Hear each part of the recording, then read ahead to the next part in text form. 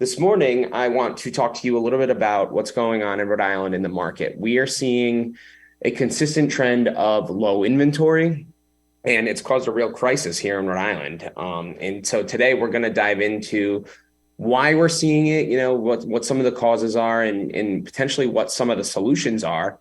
And our host, Emilio, did an article with rinewstoday.com where he talks all about it. Emilio talks, the current housing crisis, it's vibrant here in Rhode Island.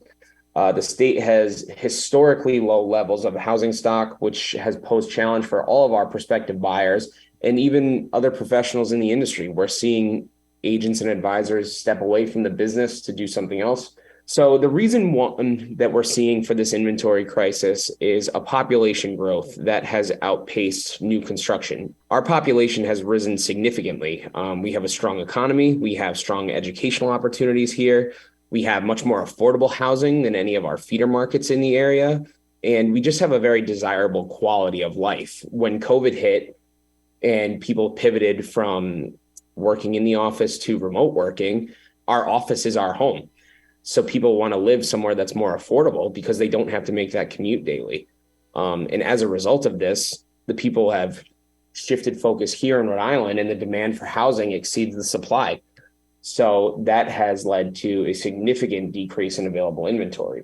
So to alleviate some of this inventory crisis, it's crucial to stimulate new construction here in Rhode Island. And we can do this through incentives such as tax breaks, streamlined permit processes, and partnerships between developers and local governments.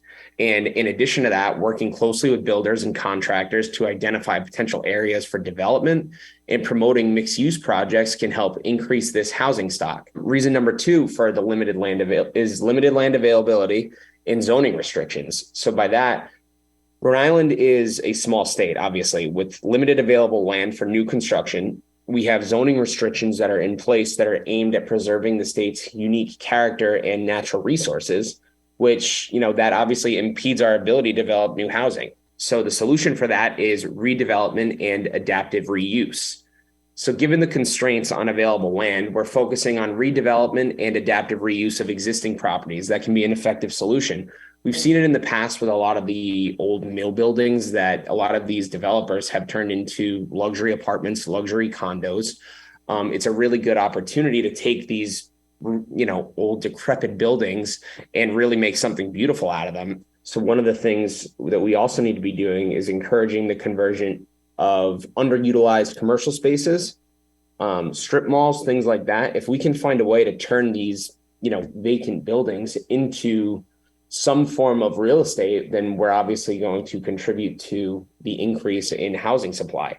And one other thing that we can do, the municipalities can consider revisiting some of their zoning regulations to allow for a more flexible land use without really compromising the state's cultural and environmental heritage. And the third reason, we have an aging population and we have a lack of downsizing options. Many of our homeowners prefer to age in place. They're proud of where they live.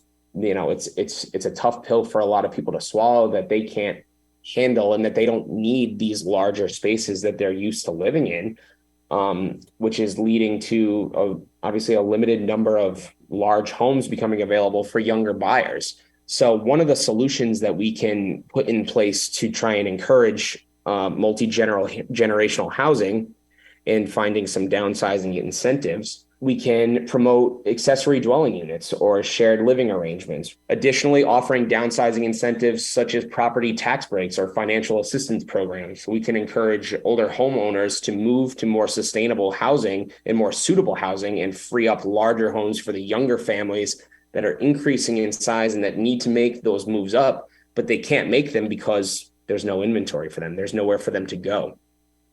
So in conclusion, the inventory crisis in Rhode Island's real estate market demands proactive measures and collaborative efforts from various stakeholders. By encouraging new construction, exploring redevelopment opportunities, and promoting multi-generational housing and downsizing incentives, we can gradually alleviate the shortage of housing inventory. And together we can foster a balanced and thriving real estate market that meets the needs of Rhode Island's diverse population. That's a really great article from Emilio there.